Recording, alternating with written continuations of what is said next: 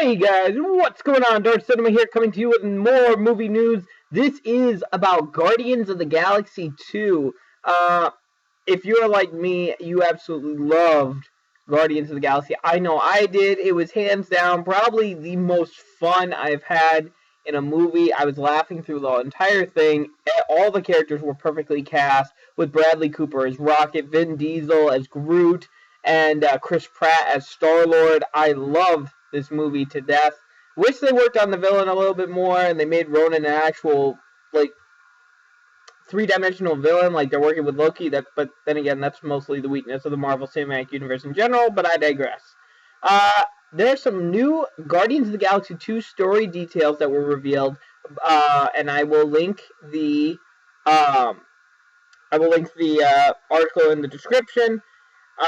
So here we go. Guardians of the Galaxy 2 will not be based on any storyline from the comic book. Speaking with Allison Rosen on her podcast, Allison Rosen is your new best friend, writer James Gunn elaborated on his idea for the film. And he said, and I quote, "It's not really based on anything. The story for Guardians 2 is an original story that I came up with, that I started working on actually while I was shooting Guardians 1. And it'll answer some of the questions that were put forth in the first movie about Peter Quill's father and who he is and what's going on with that.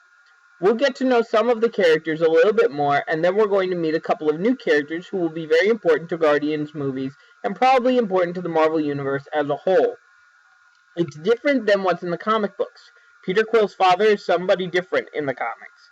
So then when the movie came out, we got greenlit on the sequel right away. I went in and I sat down with those guys and I'm like, okay, here's what I think the sequel should be. And they were like, oh, whoa, that's risky, but okay.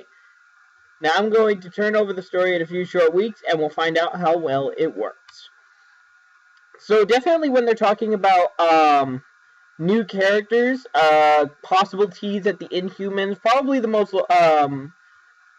practical character that they will put in is Adam Warlock. I really don't see them doing Guardians of the Galaxy and then 2 and then going to Infinity War without including Adam Warlock, as he was a key figure with when you think of Thanos and his stories. Usually Adam Warlock is a participant in those stories to some degree, but introducing characters, I think Adam Warlock would probably be the most practical, but this could also serve as a tie to the Inhumans. And for those of you who are saying it's too early to start introducing Inhumans, seeing as we're about 3 years away from it, just remember that in the mid-season finale of Agents of S.H.I.E.L.D., we finally learned Skye is an Inhuman. And the probability that also it was revealed in the Age of Ultron prequel comic that Loki's scepter did not give Quicksilver and Scarlet Witch powers, but it unlocked powers that were within them, meaning that Scarlet Witch and Quicksilver could also be descendants of the Inhumans. So, what do you guys think in the comments below? Do you think that this could be the new characters he's talking about will be Inhumans or Adam Warlock? Let me know. I would love to hear your guys' opinion because I am really excited for Guardians of the Galaxy 2 and all of what Marvel has to come in Phase 3. My name is Dark Cinema, and I will see you guys in the next video. Bye-bye!